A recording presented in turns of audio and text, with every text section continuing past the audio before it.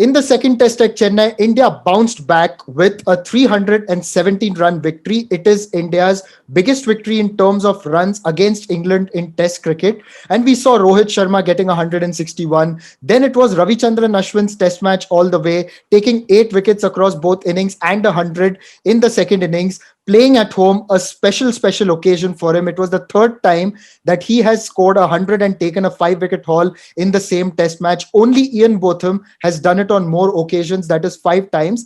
And joining me today, someone who has played in a game or two that Ian Botham did that in, and also the former England captain. We've got Mike Gatting joining us all the way from London, and we've got Sachin Bajaj from the Global Cricket School. Remember, this chat on Niche Sports is powered to you by the Global Cricket School. So I'm going to start off the discussion by taking the question to Mike. Mike, a big victory for India. Your preliminary thoughts on the performances of Rohit Sharma, Ravichandran Ashwin, and how India in general played? Well, I think Rohit Sharma gave India a perfect start, having won the toss on a pitch that, as I say, when we spoke last time, it's difficult for a groundsman to, if he doesn't get on the pitch, to be able to make it as good as perhaps the first one because of the heat and dried it out a bit. But it was a good toss to win. Rohit Sharma played extremely well and really once India had got the runs in the first innings, that many, on a pitch that probably looked like a third day pitch on day one, where it was turning a little bit and the odd one was making a puff of dust.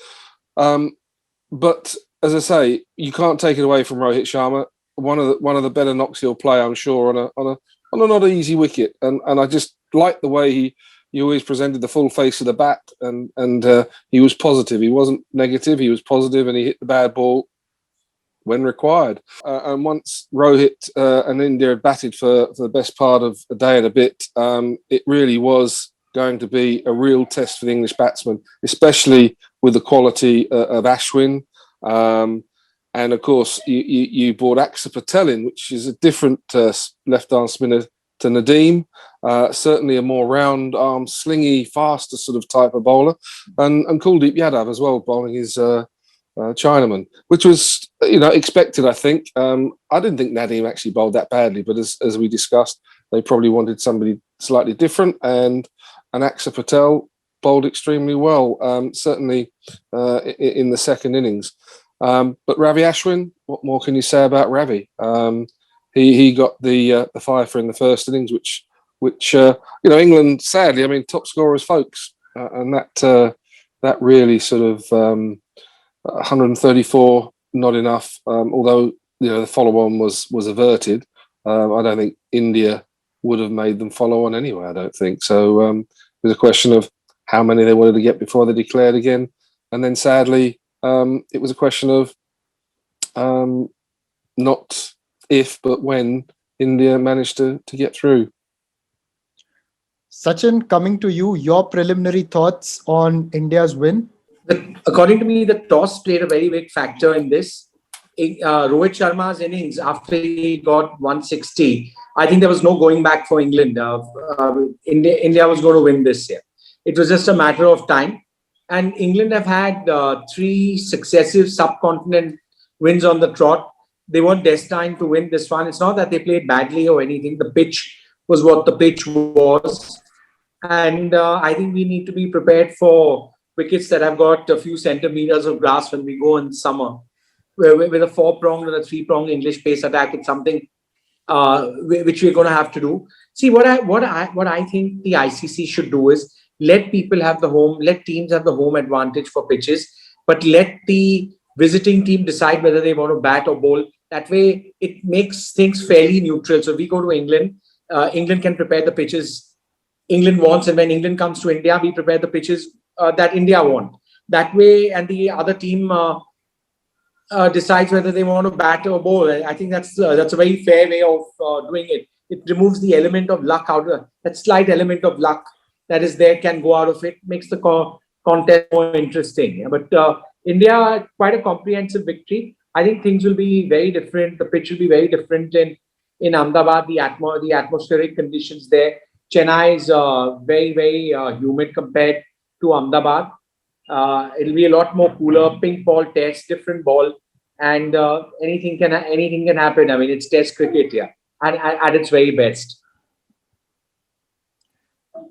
Right.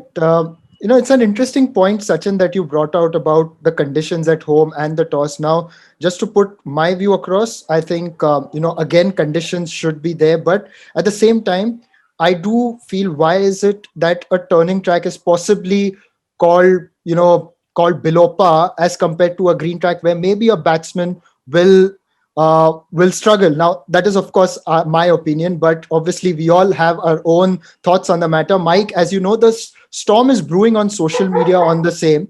What are your thoughts on this? Because on the one hand, there are a few who are saying that this was completely fine. On the other hand, others who are calling it, saying that it shouldn't have been the way it was. Well, look, I think for a Test match to finish in such a short period of time is not really what you want to see. I thought the first Test match, it was a goodish pitch. You could bat on it if you had some skill in the first innings.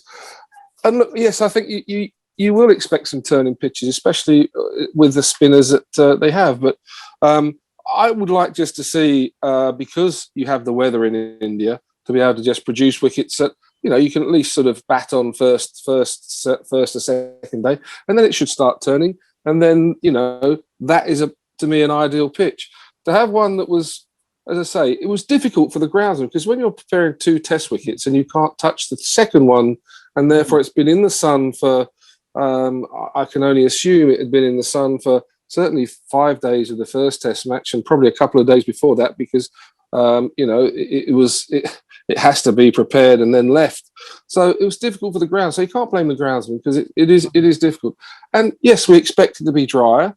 And I think that it was just disappointing that it got so dry that it started to turn on day one like a third day pitch. But look, that's what Test cricket's about. You have to learn to play on spinning pitches. As I say, the good thing about India at the moment, they've got some very good seamers as well. So if England actually produced a seaming wicket in England, I think India would cope quite well. But that's besides the point. I just think that, you should expect some home bias in pitches, and you should have to be able to play on them. This one, I think, was slightly more difficult than most. And I thought Joe Root was very good after the match. He didn't blame the pitch. He said, we didn't play as well. We didn't bowl as well. And I think that was a very, very good way to treat this. We didn't bowl as well as India. And if you noticed, there was some very good catching by India again. Whereas in the first Test match, they didn't catch as well. They had a bit of luck, like in England did in the first innings, where, short leg got whacked, it hit the back of the shoulder and went straight to mid-wicket. This time, Stokes has got a very thin inside edge and it just loops nicely to slip. Whereas maybe in the first Test, it wouldn't have done. So I just think that Test cricket is Test cricket. I think you have to learn to play on slightly different pitches than you used to. I think it's right. I just think, sometimes, and it's difficult to manage as a groundsman, you can't always get it right, and sometimes this happens. But you want to see Test matches go 5 days. That's why we have Test matches, and you've got to try and produce a pitch like the first one, where the toss was still important, obviously, but there was something in there, because I would hate to see a green pitch in England and you win a Test match in 3.5 days. That's not what people want to see. They want to see people use their skill, and they want to see people, the best players play well against some good bowling on different types of pitches that they're used to. I think, Mike, you have summed it up very well, bringing in both perspectives. And that is the whole aim of us doing this, is to bring perspectives. And there is another debate that is really raging on social media about Moeen Ali going back, England's rotation policy. There are arguments on both sides. Now, a lot of us can't decide which one to pick, because on the one hand, Moeen had COVID, we know, in Sri Lanka, has been in a bubble, was in isolation. I'm sure, having stayed in a bubble, I know it's not easy mentally. And also, he's not had game time, gets one Test match after a long time and then goes back. How do you look at this whole debate from your perspective, and also England's rotation policy as a whole? Well, look, I think it's difficult because I've never been in a bubble. I mean, when we used to tour, it sometimes was difficult because there wasn't a lot to do. In the sort of 70s, not as much as there is now. Everything seemed to, you've got IT, you've got great TV connections, you've got all sorts of things that you can get now that you never used to have. So you had to sort of stay in the hotel basically. So it was sort of like it, but I can't actually picture having to stay in a hotel room for sort of 5 or 6 days or 2 months or a month or whatever. So it's very difficult for somebody who's not done it. But I have to say, we've been sort of at home here. Even at home, we've just gone out and walked the dogs, and it does get to you in the end. You do want to do something different. So I can only assume for the guys who are playing, it must be quite difficult. So I think you have to, have a look. I mean, Josh Buttler went home after one test match as well. So, Moeen's gone after. No, we all knew Josh was going. Moeen, we obviously knew as well. So I think that's what's been agreed. And I think, that is what people have to do to get through this. Is it ideal? No, it isn't. But, pandemics aren't ideal things to be around the world. So, this is just new. So they're not doing it because they want to. They're doing it because they have to, I think. And I think that's a difference between, the argument, I suspect, is that in order to keep people sane, they have to get them home to their families, having been away for quite a substantial period of time, in almost like sort of, I can only assume it's a bit like jail with a few perks. Oh, yes. It's not easy. And now I bring in Sachin. Sachin, I was just talking to you before recording, and you had also a very interesting perspective on this. What do you have to say about it? See, the England and Wales Cricket Board is their greatest strength is planning. I'm sure once COVID started and they knew touring was going to happen the way it was with bio bubbles, they would have put a individual wellness program in for each player, and what their family situations were and who needed to go. Also, you got to realize there have been players going in and out of the Big Bash, in and out of the IPL, and all sorts. Players going into this T10 stuff who will be on their one-day team. So what the ECB, I reckon, has done, they've got a master planner there called Mo Bobat, who would have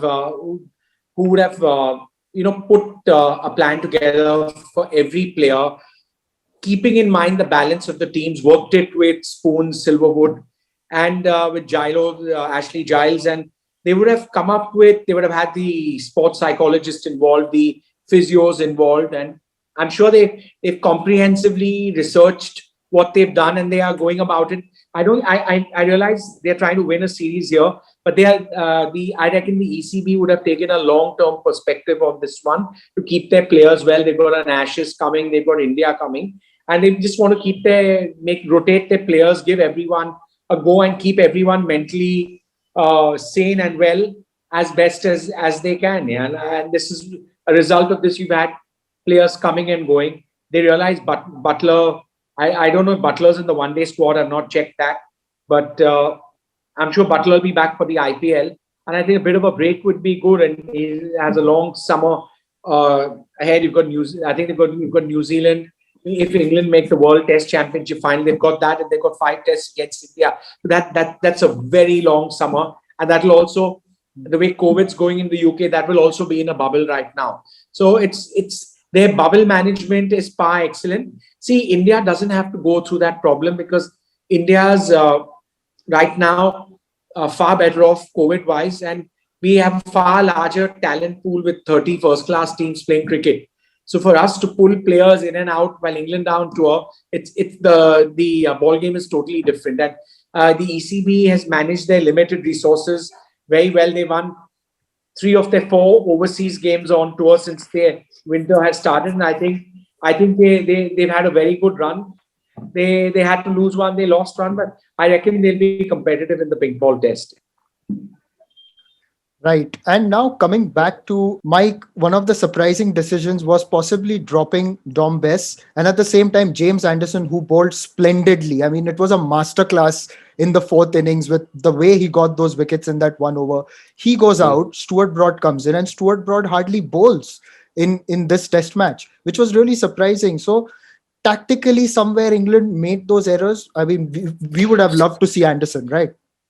Oh, look, I don't think they made the errors tactically with Broady bowling as little as he did, because the pitch dictated that the spinners had to bowl, and in the first innings, I mean, they bowled sort of 60 overs between them. Ollie Stone, to me, I thought did extremely well. Yes. And I thought he actually bowled quite lively, but also with some very good control. So whether Jimmy you would have used his skill, I'm sure, and possibly might have done. Ollie, got 3 wickets in the first innings and bowled extremely well. I think the pitch dictated who bowled, really, to be perfectly honest with you. We all know Jimmy probably would have done well, but I suspect he'll come back for the obviously the floodlight test match, which is fantastic. And I think it's wonderful that India are actually taking part in this. And I think Saurav Ganguly's got to be patted on the back here, I think, because he's pushed this really hard. And I know that they had a disappointing one first up in Calcutta where they played Bangladesh, and that sadly ended up in 3 days. But that was more the conditions, I think, than anything else. But I hope we see a crowd is allowed in, and I hope they see the day-night Test cricket, because I think they'll enjoy it. So yes, look, I think again on the rotation scenario, I think everybody would love to have seen Jimmy play again. Whether he'd have done much bowling or not, I don't know. You never quite know, but just one spell here or there where he gets 2 or 3 wickets might have changed the game. Who knows? But look, that's what it is. That's what the England team are comfortable with. Dominic Bess is going to have to come back in now. And again, Moeen was rusty in the first innings, bowled much better in the second innings. And this is the sort of thing you're going to see with people rotating strikes, players, because of the pandemic.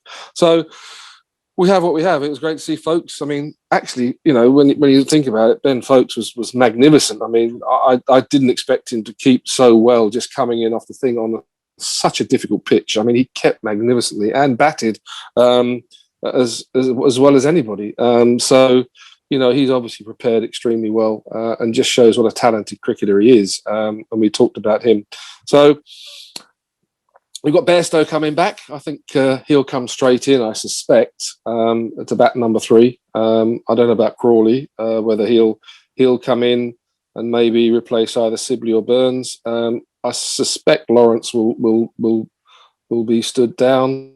And again, it depends on what sort of seam attack they think they might need down at Ahmedabad. But we'll have to wait and see from that. But I think the rotation is something that is there to be there. I don't see really India changing their side. If Bumrah's fit, I think he'll certainly be very useful in the day-night cricket. Ishant Sharma's bowling well. And then it's a question of who you have in as the other seamer, because I think you'll probably need 3.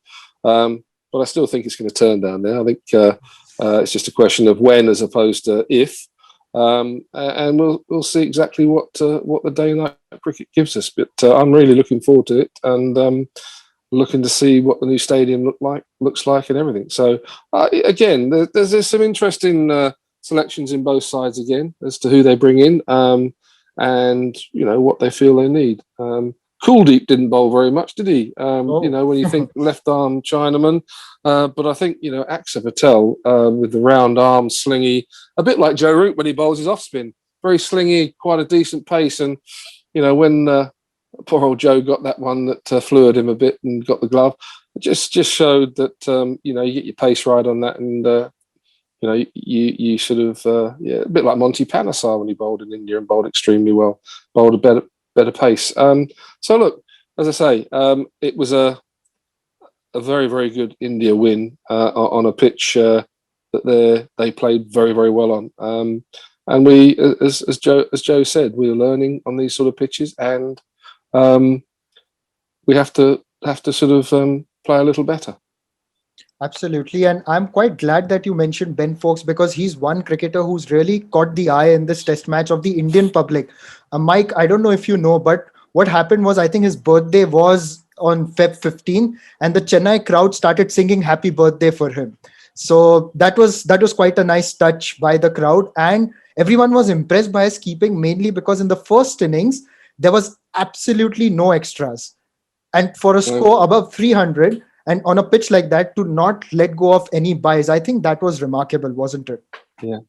Well, that would be typical of the Indian crowd, who are very, very knowledgeable, to sing happy birthday to, but they know about cricket too. But they do follow people, and if they see some good cricket, it's very nice, and they do appreciate that. So it's typical of an Indian crowd. So well done, Indian crowds, and as I say, well done, Ben Folkes, because he did perform very, very well, and it'll be very interesting, I suppose. I don't think Bairstow will keep wicket. I think Folkes will continue, and he'll play throughout the series. So, but again, we're now seeing again that the stuff we saw last year in Sri Lanka wasn't a fluke. Ben Folkes is a very, very good keeper, and he can also bat. So it's a question of how good, I suppose, he comes with the bat, because watching the way he kept the other day, there's not much improvement needed with that. But how much more he can improve with the bat, as we talked about a great England wicketkeeper, Alan Knott. Watching that, Knotty would have been quite pleased with keeping like that, I suspect, and also batting like that as well. Exactly. And now there's this one question that I'm going to ask both you gentlemen. I'll start with Sachin. Sachin, now that so many players are being tried across international cricket, and when we get to the end of this pandemic completely, I mean, when we are able to tour properly as we used to earlier, will we have a problem of plenty?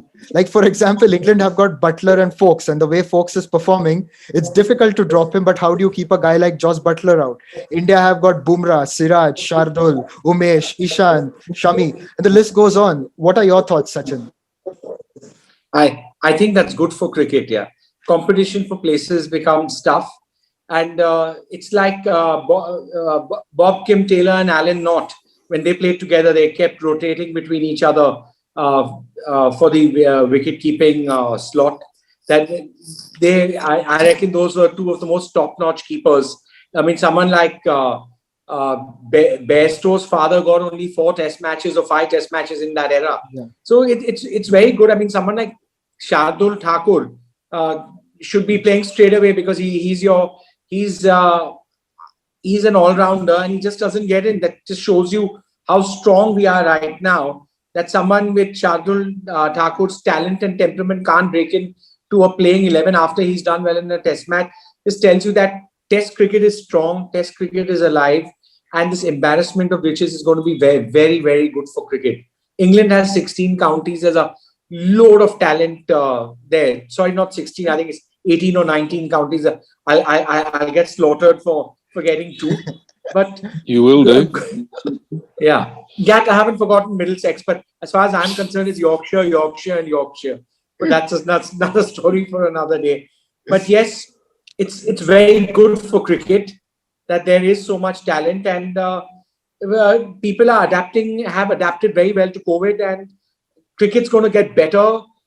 Selection margin of error is going to become finer, and people are going to keep playing better, and there's always going to be that competition for places. Maybe a time will come where people will be able to put out 2 and 3 test teams from their country. Not a bad thing at all. And Mike, what do you feel? Do you agree with what Sachin says, or you've got a slightly different view about the selection headaches? No, not at all. I think it's a wonderful headache to have as a selector. There's nothing worse than not being able to put out a decent side because of your lack of talent. To have talent everywhere is quite exceptional. The only problem is sometimes if you have just so many people, like the side of the West Indies in the 80s and 90s, where you had best part of just 13 players that played for nearly a decade. You tend to lose some talent. So, I think with so much one-day cricket around, there will always be places for talented cricketers, and it just shows how strong Indian cricket is at the moment. And I have to say, it's nice to see England having selection problems, because we do now. The way if Ollie Stone keeps producing, you've still got Ollie Stone, you've got Wood, you've got Archer. And there are others out there as well as your Broadens and Andersons, and we're going to need somebody in the next couple of years anyway, because trying to replace Broad and Anderson is going to be quite difficult. But Archer's another one who's there. As I say, it looks like Ollie Stone might have the grips. You've got someone like Pope coming through. You've got Lawrence. You'll have Crawley. You'll have Joe there for a long time, Stokesy, Butler, Bairstow. Yeah, it's lovely, you know. That it's nice to see that there is a lot of talented sort of cricketers out there who want to play cricket still. It's fantastic for cricket, and I think that the quality will only get better because of the talent that's out there. Right. Thank you, gentlemen. It's been a fascinating discussion, and we will be back soon looking ahead to the pink ball test at Ahmedabad. And I've got some trivia before we go. The first ever ODI on Indian soil was played in Ahmedabad at the old Sardar Patel Stadium. Yeah. And the man of the match of that game was Mike Gatting for 47 not out, I think. Yes. Indeed. It was a horribly slow track. It didn't bounce above knee high, I don't think. But it was, yes, I remember. I remember that one. It was it's a very low scoring match as well. Very low scoring match. No man of the match in the '87 World Cup final, though. No, definitely not. No, we can talk about that at some other stage, but no, not for that one. No, but yes, it was. I'm not sure we didn't get a scooter for man of the match for that one. I will end by saying my one line: "Gatting, are you batting?" Or "Gatting, keep batting." Well, it's nice to talk to you both again, Nishad. Look forward to seeing you at the next time we have a chat, whenever that is. Absolutely. That legend. Thanks for supporting us as always, mate. Greatly appreciate. Thank you so much, everyone, for joining us on this episode of Niche Sports. Press the subscribe button, press the bell icon for all the notifications, like us on Facebook, follow us on Instagram, Twitter, and LinkedIn.